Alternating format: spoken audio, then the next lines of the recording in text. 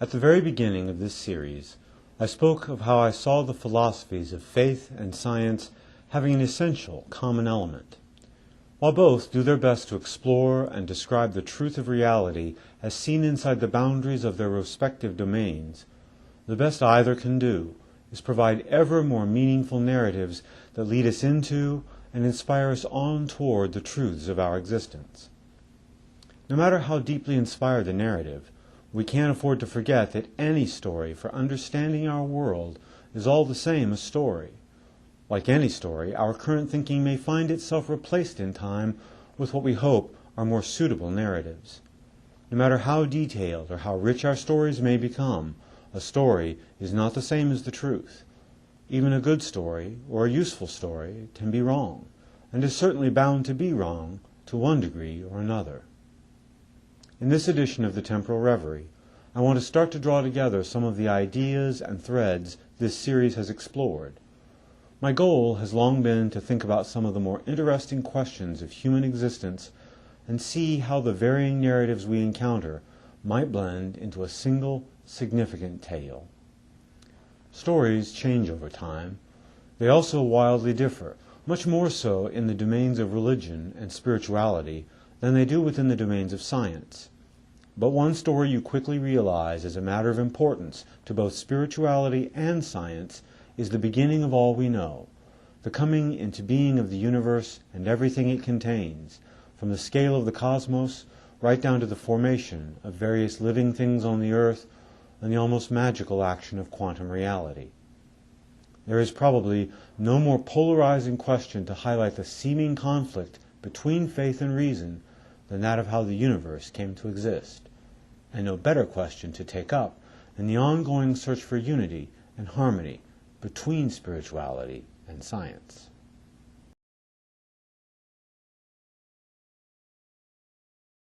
In the Judeo-Christian tradition to which I belong, the creation story is the very first topic of the Bible. What many Christians don't realize is that the book of Genesis contains not one, but two very distinct creation stories. These two stories are presented back to back without any explanation for the differences. According to biblical scholars, the creation story to appear first was probably written sometime after the version that follows it. The first version starts at Genesis chapter 1, verse 1, and concludes in chapter 2, verse 3. The second creation tale picks up at chapter 2, verse 4, and finishes with verse 25. The second creation story deals primarily with the story of Adam and Eve in the Garden of Eden, with very little attention paid to the creation of the universe or the earth. It's within the first version that Genesis spells out the process of creation that unfolds in 6 days.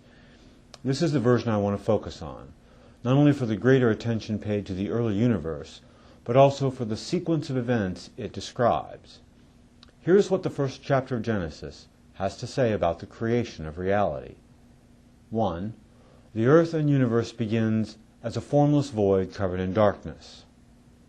2. God said, "Let there be light," and light shined forth for the first time. 3.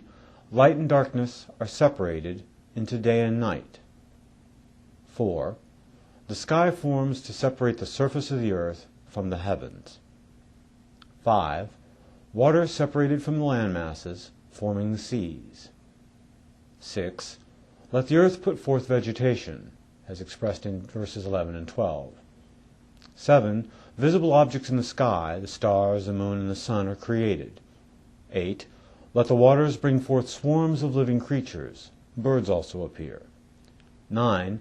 Let the earth bring forth living creatures, and so animals arrive. 10. Human beings made in the image of God are created last.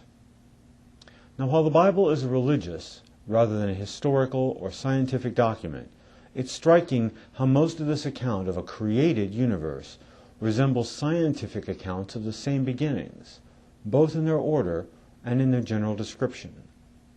Compare Genesis to this general description of how the earth and all its living beings came into existence as outlined by the prevailing theories of cosmology and evolution.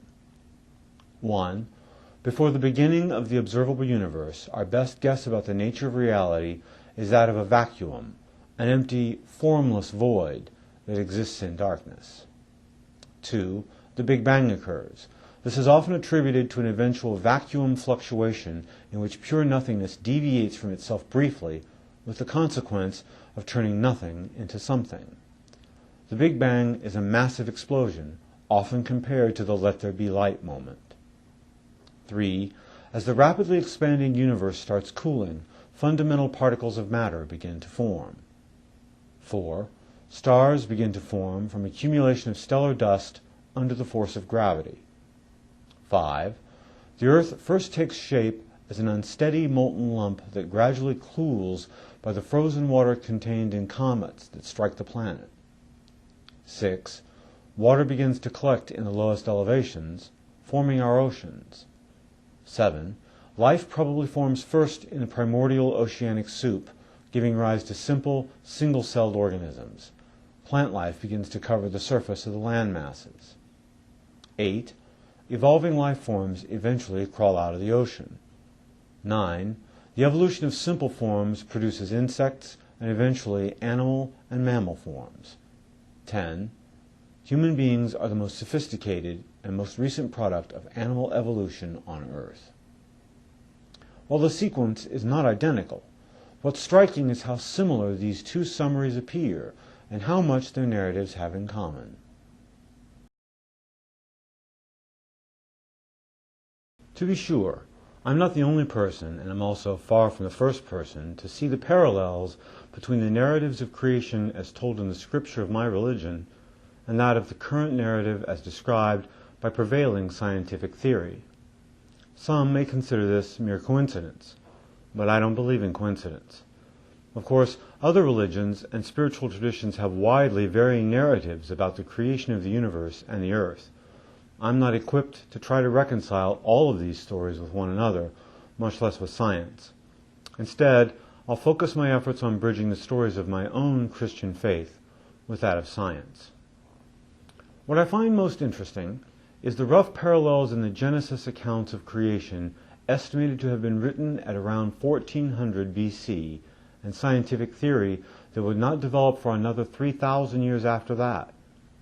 My own opinion about this is that God is more than immensely complex and powerful. God is also clever, witty even. It's held within the Judeo-Christian tradition that Moses is the author of Genesis and was divinely inspired in that authorship. Now, divinely inspired, in my mind, means that the divine was whispering in Moses' ears somehow. Probably not literally, but who can say?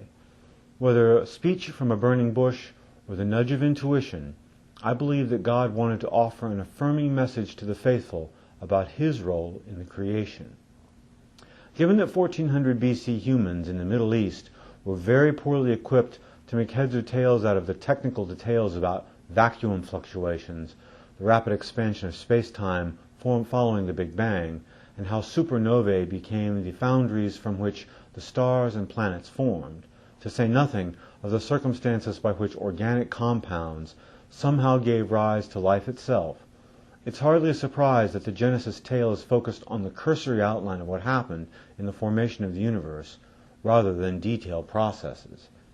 But if the divine mind did indeed pass along a tremendously simplified account of and ordering of things that our own science would discover millennia later, what an interesting way to plant a message in a bottle that would eventually tell the same story as the one science has to tell.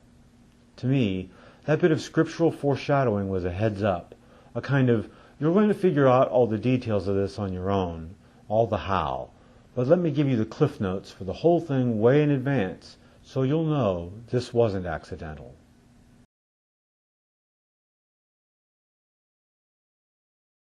There are groups utterly convinced that people must choose between science or religion, but not both. These factions seem misguided to me at best. I find no inherent conflict between the narratives of science and my faith when it comes to the origin of the universe. Science describes the how of creation in painstaking detail, while Scripture provides insight into the who and the what of creation. Regarding the teaching of the origins of the world, and especially how human beings came to live in it, I want to be very clear about my position. Evolution and Big Bang cosmology are the only narratives that fit within the requirements that define what is and is not a science. no creationist narrative has any place being taught in science classes as if they were valid competing theories. They're not. Creation narratives, if they are to be taught at all, fit in the domains of religion and metaphysics. An important point to make about creationism is that it's not a monolithic doctrine. There are a number of variations in the ideas that live under the umbrella of creationism. Since it's my personal goal to reconcile my faith and reason, not just any notion of creationism is suitable to that goal. For me, any description of divine creation must exist in harmony with recorded scientific facts and observations. So, for example, any story that has the world being created a mere 6,000 years ago, when we know the earth is billions of years old, is something I discount as fantasy. Since I have a goal of embracing a description of intelligent design that's consistent with ample evidence for our current theories about the creation of the universe and the evolution of life on the earth, one might ask, why search for a way to involve a creator in the process? Why not just accept scientific theory and leave it at that? As with all matters of belief, I embrace the narrative that's most consistent with my life's complete experience and which is also the most appealing conceptually and emotionally to me. My life experience includes experience of God and with God, so it's understandable and unavoidable that I want to know for myself how God fits into the origin of the universe. As a matter of love for poetic beauty, I find the notion that our world supports human life by virtue of a chain of happy accidents that happen to occur just as they were needed across billions of years in time is a rather cold and sterile and unappealing narrative. The idea of being imagined for the very first time and found worthwhile enough to have engaged the power of God to create all that I am is simply the more satisfying belief. It's unfortunate that those who take issue with any narrative of divine creation are often prone to snide remarks about a bearded sky father invoking magic to create an entire universe in a few days.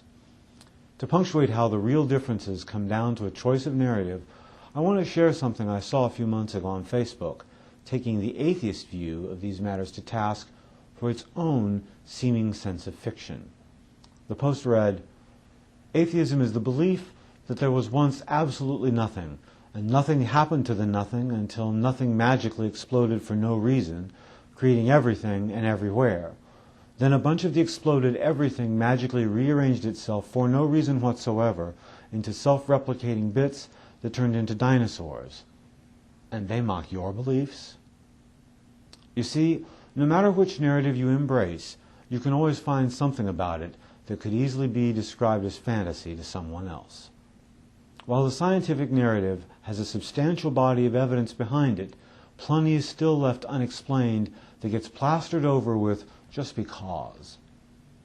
In my mind, there are some things that by the very nature of their being give unavoidable testimony to having been the product of creative intent. Take a sandcastle, for instance. The moment you run across one, you know it was built by someone, whether you saw it being built or not. A beach full of sand does not, no matter how much time you provide, spontaneously arrange itself into a sandcastle. While others disagree with me, the exacting balance of physical constants, mass and energy, accumulation of planetary mass in just the right scale and with just the right mixture of elements, with more than ample liquid water and a spinning molten iron core that generates a magnetic field to deflect solar radiation, shields us under an ozone layer, and on, just seems like too much happy accident to be credible. So, given the need to include God in the story of my creation, and in my inability to be satisfied by random chance, I embrace intelligent design. But then again, what kind of intelligent design could exist in harmony with scientific theory? There is a variation of intelligent design called theistic evolution. The theory of theistic evolution argues that the methods described in the scientific accounts of cosmology and in the evolutionary process are actually the mechanisms by which our living world came to be. But rather than being the end result of an improbable chain of happy accidents, these methods function like artists' tools wielded by the divine consciousness to produce the universe and the world we inhabit.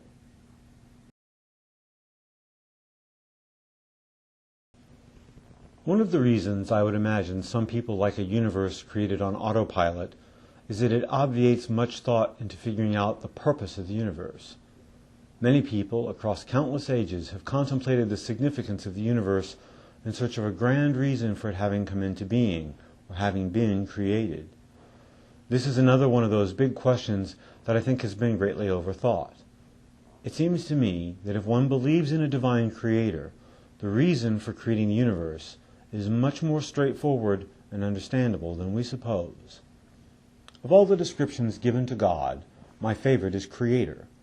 I think that's because I feel that I am being my most godlike, my most being like an image in the created in the likeness of God is when I am creating.